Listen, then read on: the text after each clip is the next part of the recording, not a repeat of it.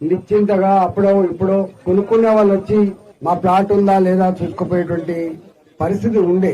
కానీ ఇక్కడ ఒక ల్యాండ్ బ్రోకర్, ఒక ల్యాండ్ మాఫియా గ్యాంగ్, వాడు వెంకటేశ్వరరావు, వాడు రెవెన్యూ రికార్డులలో ఉండేటువంటి లొసుకులను ఆసరా చేసుకుని, రెవెన్యూ డిపార్ట్మెంట్ లో ఉన్నటువంటి దొంగలను పట్టుకొని, ఆ ఓనర్లను పట్టుకొని, మీ పేరిట పాస్బుక్లు వస్తున్నాయి, మీ పేరిట పానీలలో ఉన్నది, మీరు మాకు సంతకాలు పెట్టండి, మిగతా అంతా మేమే చూసుకుంటామని చెప్పి ఆ దొంగ 47 ఎకరాల భూమిని పట్టా చేసుకున్నట.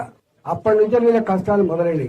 ఇవాళ డబ్బులకు ఆశపడేటువంటి ఆనాటి రెవెన్యూ ఉద్యోగులు, ఈ గుండాలకు మద్దతు ఇచ్చే ఆనాటి పోలీసులు దీన్ని నిలువరించే అక్కర ఉండే. వాస్తవంగా నిలువరించకపోగా వాడు కుక్కల్ని పెట్టుకొని, వాడు పక్కకే ఉన్నటువంటి కొంతమంది పేద గుండాలను పెట్టుకొని, వీళ్ళేమో ఒకరు సింగరేణిలో పనిచేస్తూ ఉంటారు, ఒకరు ఎలక్ట్రిసిటీ పనిచేస్తూ ఉంటారు, ఒకరు పాలు అమ్ముకొని బతికేటోళ్ళు ఉంటారు, ఒకరు కూరగాయలు అమ్ముకొని బతికేటోళ్ళు ఉంటారు.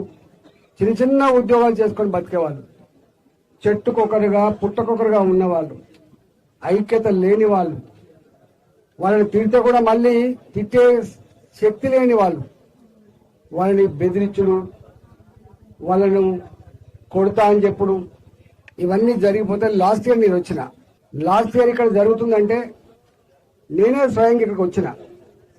నా కళ్ళ ముందే ఆ వెంకటేశ్వర్ అనేటువంటి భూమాఫియా గుండాలు ఇక్కడనే తాగుతాను. వాళ్ళు వచ్చి తాగుతా ఉంటే అసలు బిక్కుమంటూ ఎవరు బయటికి వెళ్తలేరు.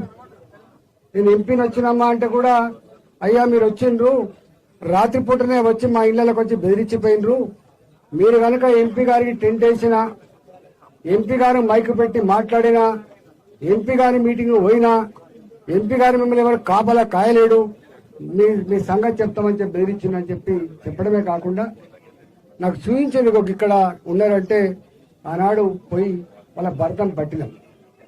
ఆనాడే డీజీపీ గారితో మాట్లాడినా, ఆనాడే కలెక్టర్ గారితో మాట్లాడినా, ఆనాడు మంత్రులతో మాట్లాడినా ఈ సమస్య పరిష్కారం అయిందని చెప్పి భావించిన.